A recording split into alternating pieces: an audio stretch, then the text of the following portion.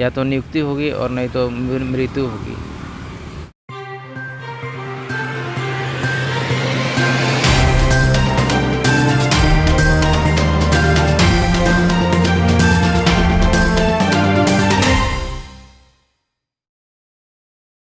तो सरकार से आप पूछिए ना किस बात के लिए हमसे इतना नाराजगी है। देखिए इनकी आंखों में किस उम्मीद के साथ यहाँ पे आए हुए हैं। ऐसा नहीं कि हम गरीब हैं इसलिए सरकार से मांग रहे हैं, भीख में मांग रहे हैं। हमने सारे क्राइटेरिया को पूरा किया है सर। आप उसको भी तो जांच कीजिए कि ये सही में यहाँ बैठे हैं कि नहीं है। हो सकता है, हम मानते हैं कि हो सकता है यहाँ पे दूसरा कोई आनकर भी यहाँ पे मांग रहा है अपना अधिकार। आप हमें जांच तो कीजिए, हमसे पूछने तो आइए। हमसे वार्तालाप करने के लिए तैयार नहीं है कोई। पिछले 12 दिनों से लगातार न्यूज मीडिया में चल रहा है। क्या ये झारखंड सरकार का कोई मंत्री? कल ही डिबेट हुआ। जिला पुलिस अभ्यर्थी बीते 12 दिनों से रांची के मोराबादी मैदान में धरने पर बैठे हैं। अब तक इनकी सुध लेने कोई नहीं आया। आर्थिक रूप से कमज़ोर इन अभ्यर्थियों की स्थिति दिन प्रतिदिन खराब हो रही है, जिनमें 4 अभ्यर्थी आमरण अनशन कर रहे हैं, जिससे उनकी तबीयत ज़्यादा बिगड़ गई है। अभ्यर्थियों का कहना है सरकार हमें नियुक्ति दे या हम यहीं अपना प्राण त्याग देंगे। संजीव तिवारी उन्होंने कहा कि हमें पूरा जानकारी है, सब जानकारी है।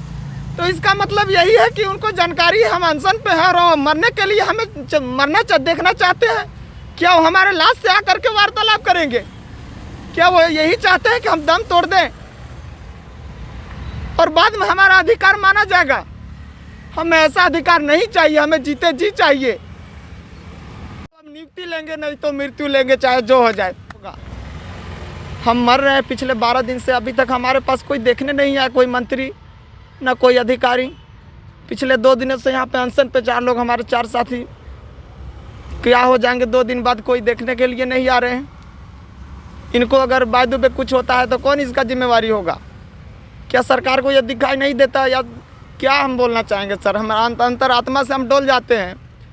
जिस उम्मीद के साथ हमने सारा एग्ज़ाम क्लियर किए थे 2015 में, जिस प्रकार से रघुवर दास हमें छलने का काम किया, उसी प्रकार से आज हेमंत सोरेन हमारे ऊपर जिस प्रकार से वादा किए थे विपक्ष में रहते हुए कि हम आते ही आप लोगों का मांग पूरा करेंगे, लेकिन आज वो अपने कान में रुआ डाल करके सो गए हैं। क्या हो गए हैं समझ में नहीं आता है। कब मर जाएंगे? 4 साथी अभी 2 दिन से खाना नहीं खाए हैं। इनके जान के ऊपर क्या होगा अभी कोई देखने वाला नहीं है। क्या हम इस देश से बाहर के लोग आए हुए हैं? क्या हमारे यहाँ झारखंड का नागरिकता नहीं है? इस पे सोचना होगा सरकार को। एक तरफ तो आप सारे हक की बात करते हैं कि हम युवाओं का सरकार है, ये झारखंडियों का सरकार है, आदिवासियों का सरकार है। एक तरफ सारे अधिकार को बात करते हैं, लेकिन जब हम अपने अधिकार के लिए यहाँ पे बैठे हैं, मर रहे हैं, दो दिन से भूख हड़ताल पर है, पिछले 12 दिन से हम लोग धरना प्रदर्शन कर रहे हैं, लेकिन हमारे को कोई सुनने के लिए तैयार नहीं है।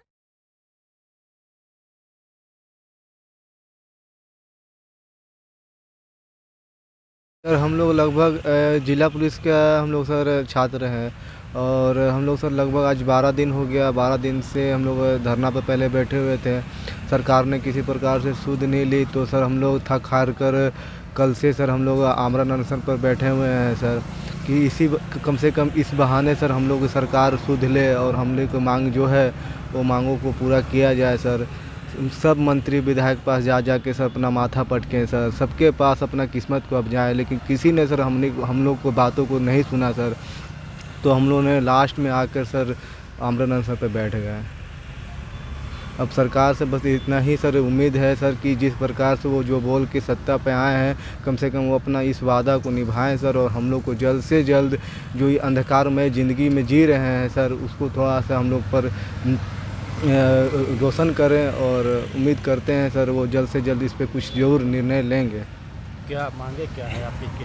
हमारी मांगे सर जिला पुलिस की बहाली निकली थी 2015 में, और उसमें लगभग 4200 सीट ही भरी गई और बाकी के लगभग 3000 सीट बचा हुआ है।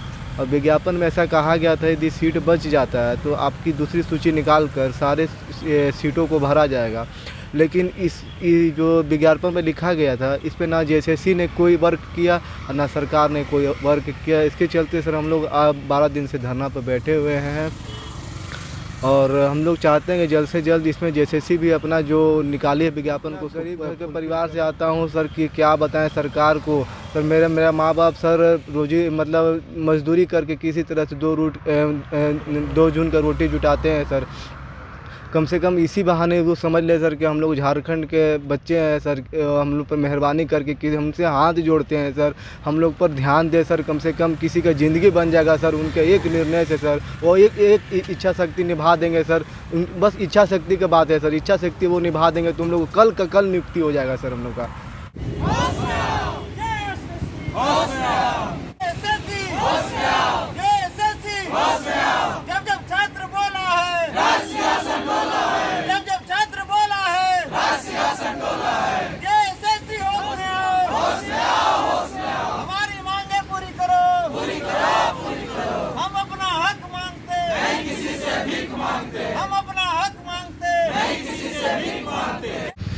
सर हम लोगों को तो सरकार बोली थी कि हाँ युवाओं का सरकार बनाइए, हम लोग को सत्ता में लाइए और आप लोगों को जो है नौकरी दिया जाएगा। 5 लाख नौकरी की बात कर रहे थे, लेकिन सर हम लोग सफल अभ्यर्थी होते हुए भी दर दर भटक रहे हैं। लेकिन उनको कान पर जू तक नहीं रेंग रहा है। हम लोग विवश होकर के फिर सभी मंत्री नेता के पास जा कर के विवश हो गए। फिर लास्ट में किसी ने नहीं सुना तो पिछले 12 दिनों से हम लोग धरना पे बैठे, उसके बाद भी नहीं सुने तो फिर लास्ट में हम लोग सोचे कि भाई ऐसे नहीं सुनेंगे तो हम लोग जो है सो भूख हड़ताल करते हैं। तो भूख हड़ताल पे बैठे हुए हैं। पिछले 2 दिन से हम लोग भूखे हैं, कुछ भी नहीं खाए पिए हैं। और अगर सरकार इस पे भी नहीं सुनते हैं तो हम लोग यहीं पे प्राण दे देंगे अपना। लेकिन जो भी होगा यहीं पे होगा, या तो नियुक्ति होगी और नहीं तो मृत्यु होगी। हम अपना अधिकार मांगते नहीं किसी से भीख मांगते। हम अपना अधिकार मांगते नहीं किसी से भीख मांगते। जेएसएससी होश में आओ, होश में आओ, होश में आओ। हमारी मांगे पूरी करो, पूरी करो, पूरी करो। तबीयत बिगड़ रही है क्या? तबीयत तो काफ़ी बिगड़ रही सर। 2 दिन से हम लोग खाना नहीं खाए हैं तो तबीयत तो बिगड़ना स्वाभाविक है। एक तो ऐसी ठंड के मौसम है और हम लोग को मन में बहुत उल्लास था कि आने के बाद हम लोग को मनोकामना पूरा होगा, लेकिन मनोकामना तो पूरी हुई नहीं।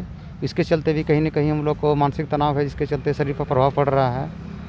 और ना जाने हमारी सरकार क्या कर रही है। इतना करने के बावजूद भी इतने बगल में है, मुश्किल से 100 या 500 मीटर की दूरी पे होंगे, लेकिन फिर भी अभी तक किसी भी अधिकारी को हम लोग को जांच करने के लिए अभी तक नहीं भेजे हैं। तो पता नहीं चल रहा कि इनकी मंशा क्या है। इस उदाहरण को देखते हुए तो इसी टाइप पे लग रहा है कि अभी तक हम लोग को कोई भी सुध लेने नहीं आया है। इसे तो साफ पता चल रहा है कि मतलब सरकार सही मतलब सोई हुई है। पहले तो वादा बहुत बड़े बड़े किए थे कि मुझे सरकार में लाओ, ये करूँगा वो करूँगा, लेकिन जो तत्काल है उसको तो निपटा नहीं पा रहे हैं। तो आगे भविष्य में क्या करेंगे इनकी तो कोई गारंटी ही नहीं है। और जहाँ तक सर बात है हम लोग को अनशन धरना की, अब हम लोग ठान के ही घर से आए हैं कि या तो हम लोग नियुक्ति लेके जाएंगे या मृत्यु प्रमाण पत्र हमें प्रमाण पत्र सीएम के द्वारा दे दे, ताकि हमारे घर लोग को भी तसल्ली हो जाए। एक नौकरी के लिए अपने जान को भी त्याग दिए। क्या नाम है? उमेश यादव।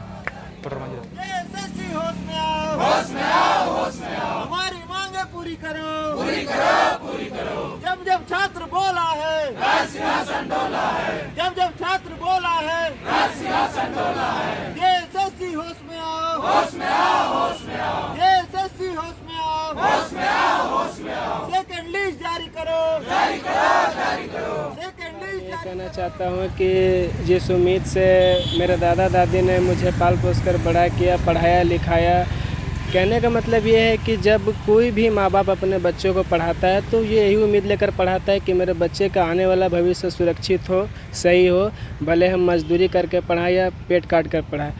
तो इस चीज़ को देखते हुए मेरे दादाजी ने मुझे बचपन से पाला और रिक्शा चालक है मेरे दादाजी, आज भी रिक्शा चलाते हैं। वो रिक्शा चलाकर मुझे पढ़ाया। लेकिन जब मैंने इंटर पास किया जिला स्कूल से, उसके बाद मुझे समझ आया कि जब मेरे दादाजी इतना मेहनत कर रहे हैं मेरे पीछे तो मुझे भी करना चाहिए। तो मैं इंटर पास करने के बाद खुद एक रिक्शा चालक बना और मैं रिक्शा चलाकर पढ़ाई भी करता था। फिर मेरे पास एडमिशन के लिए पैसे नहीं होते थे तो फिर दूसरे लोगों से मैंने पैसे लेकर एडमिशन भी कराया। फिर ये रांची कॉलेज में मैं यहाँ से ग्रेजुएशन और एमए भी पास किया। सब मेहनत मजदूरी करके। कभी कभी ऐसा होता था कि रिक्शा चलाना नहीं होता था तो फिर दूसरा तीसरा काम करते थे, कभी मजदूरी करते थे, दिहाड़ी करते थे, ट्रैक्टर में बालू ईंटा लोड करने का बहुत तरह का काम किया, झाड़ू मारने का भी काम किया मैंने बहुत फ्लैट में। तो इस तरीके से जीवन यापन चल रहा था, लेकिन पढ़ाई मैंने कभी नहीं छोड़ा, संघर्ष कभी नहीं छोड़ा, क्योंकि दादाजी मेरे हमेशा कहते थे कि पढ़ाई कभी बेकार नहीं जाता है, पढ़ लिख जाओगे नौकरी हो जाएगी, तुम सुरक्षित हो गए, हमारा सपना पूरा होगा, तुम्हारे आने वाला जो पीढ़ी होगा वो भी सही होगा। कहाँ तक पढ़ाई किया है आपने? जी मैंने एमए पास किया है, एंथ्रोपोलॉजी ऑनर्स से मेरा रांची कॉलेज रांची यूनिवर्सिटी से मेरा सेशन 2017 से 2019 का रहा है और मैंने फर्स्ट डिवीज़न से पास किया है, बीए एमए दोनों। तो कहने का मतलब ये है, कौन कौन है? घर में मेरे यहाँ दादाजी हैं और दादी है, और माँ पापा? माँ पापा गांव में रहते हैं, वो खेती करते हैं। जी यहाँ पे कैसे अभी जीवन यापन हो रहा है आपका? यहाँ पर तो सर जब तक कॉलेज टाइम में थे तो सिक्योरिटी गार्ड का काम करते थे, रात में चूँकि दिन में पढ़ाई करना होता था, दिन में यहाँ क्लास करते थे, रात को सिक्योरिटी गार्ड का काम करते थे। जब कॉलेज ख़त्म हो गया तो फिर उम्मीद था कि जो एग्ज़ाम क्वालिफाई किए तो कहीं नौकरी हो जाएगा तो अपना जीवन सफल हो जाएगा, लेकिन इंतज़ार करते करते भाजपा सरकार ने हमारी उम्मीदों पर पानी फेर दिया। उसके बाद जब हेमंत सोरेन सर आए, उन्होंने वादे किए कि ठीक है मेरी सरकार बनाओ, मैं आप लोगों की बात को रखूँगा। और नहीं तो इसलिए भी जब उस समय मैं ग्रेजुएशन कर रहा था, मैं बीए पार्ट 1 में था, तो मेरे दादाजी ने कहा कि ये बहाली आई है तो इसे भरो, मेहनत करो, पढ़ो। मैं उस बहाली की जिक्र करना चाहूँगा जब मेरे पास फॉर्म भरने के लिए पैसे नहीं थे, मैंने दूसरे से मांगकर वो फॉर्म भरा। उसके बाद पढ़ाई करना जब शुरू किया, मेरे पास कोचिंग जाने के लिए पैसे नहीं होते थे, मैं अपने ऐसे दोस्तों लोग के बीच में रहकर पढ़ा जो ये कंपटीशन के तैयारी करते थे और उनका जानकारी ज़्यादा था इस क्षेत्र में, तो उनसे मैंने रहकर पढ़ा, न कि आज कभी कोचिंग कभी नहीं गया। ठीक है, इसके बाद जब आती है फिजिकल की बारी, तो फिजिकल के बारी जब आई तो घर वालों से मैंने कहा कि मुझे जूते खरीदने हैं, मुझे दौड़ना है ये, तो घर वालों ने कहा कि सिर्फ 500 रुपये मेरे पास, अब तुम जूता खरीदो या फिर जाओ। जब 500 रुपये मिले तो मैंने जूता नहीं खरीद सका, मैं 100 रुपये में एक चप्पल ख़रीदा और मैं लातेहार मेरा सेंटर था, तो मेरा भाड़ा ही खर्च हो गया 200-250 रुपया, रात भर भूखे प्यासे रहकर। और उसके बाद किसी तरह से जब समय आया तो मैंने वो फिज़िकल क्राइटेरिया, मेडिकल क्राइटेरिया पूरा किया। लेकिन आज भी वो दिन याद आता है जब एग्ज़ाम के लिए तैयारी करता था, मेरे घर में बिजली कनेक्शन नहीं थी, उस समय मैं फ़ोन यूज़ करता था। फ़ोन में जो टॉर्च होता है, ये टोपी, कड़ाके की ठंड, और इस टोपी के अंदर मोबाइल डालकर और रात भर कोयला कर्मी की तरह जहाँ जहाँ नज़र जाता तो वहाँ वहाँ रोशनी जाती थी।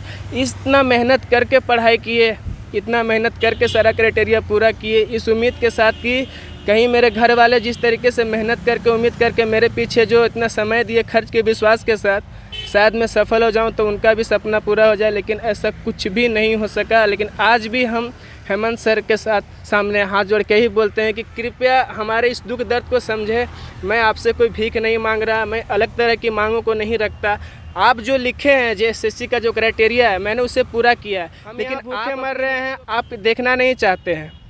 हम अपनी बातों को आपके सामने रखें, लेकिन आप सुनना नहीं चाहते हैं। आप अपने किए हुए वादों को पूरा नहीं करना चाहते हैं। मेरा आपसे ये कहना है सर कि अगर झारखंड एक राज्य है तो उसमें युवाओं की भागीदारी है, अगर विकास की सीढ़ी है तो उसमें युवाओं की भागीदारी है, और अगर आज आपकी सरकार खड़ी है तो उसमें युवाओं की भागीदारी है। इसलिए युवाओं के साथ खिलवाड़ मत कीजिए, ये हमारे भविष्य के सवाल है। आप ज़रा सोचिए कि जब हमारे ऊपर ये बीत रही है तो हमारी आने वाली पीढ़ी के ऊपर इसका कितना बुरा प्रभाव पड़ सकता है। जब माँ बाप हमारे मजदूरी करके यहाँ तक पहुँचाए, हम भी इतना पढ़ लिख अगर मजदूरी करेंगे तो अपने बाल बच्चों को भी तो मजदूरी कराना पड़ेगा। तो इस तरीके से कहीं न कहीं युवा पीढ़ी, युवा नस्ल तो ख़राब होते जा रही है। तो फिर आप कैसे उम्मीद रखें कि झारखंड आर्थिक, राजनीतिक, सामाजिक सभी तरह के क्षेत्र में बाकी अन्य राज्यों से सबसे उछले स्तर पर जाए? ऐसा तो कभी हो ही नहीं सकता। और ये सर आपके हाथ में, अगर आप चाहें हम युवाओं को आप समझाएं, हम युवाओं के साथ आप चलें, तो कहीं न कहीं आपके सरकार में अगर हमारा भविष्य उज्जवल होता है। तो आज मेरी ज़रूरत है, तो मेरे दादा दादी जी असमर्थ हो चुके थे, तो मैं दिन में मजदूरी करता था, उसी से घर चलता था। लेकिन जब दादाजी को पता चला कि कुछ लड़कों ने यह निर्णय लिया कि अब धरना करना, अनशन करना, अपने अधिकार के लिए लड़ना है, तो मैंने कहा कि जब मैं वहाँ धरना में 24 घंटे रहूँगा तो मेरा घर कैसे चलेगा, आप लोग भूखे मर जाएंगे। तो दादाजी ने कहा कि इस बात का चिंता नहीं करना, जब उतना दिन रिक्शा चला के नहीं मरा तो आज भी हम नहीं मरेंगे, हम रिक्शा चला लेंगे तुम जाकर वहाँ पर धरना में सभी लड़कों के साथ रहो, अपना अधिकार के लिए लड़ो। आज मेरे दादाजी की उम्र 76 साल है, लेकिन आज भी वो रिक्शा चलाते हैं। जब उनको देखते हैं तो आँख से आंसू नहीं खून बहता है। लेकिन फिर भी हम दादाजी के बारे में बोलना चाहें कि जब उनको पूर्ण रूप से विश्वास है कि ये हेमंत सरकार हमारे लिए कुछ न कुछ अच्छा करेगी, उस उम्मीद के साथ, तो फिर हमारा भी यही विश्वास है कि सरकार हमारे लिए कुछ अच्छा करेगी और हमको नियुक्ति पत्र देगी।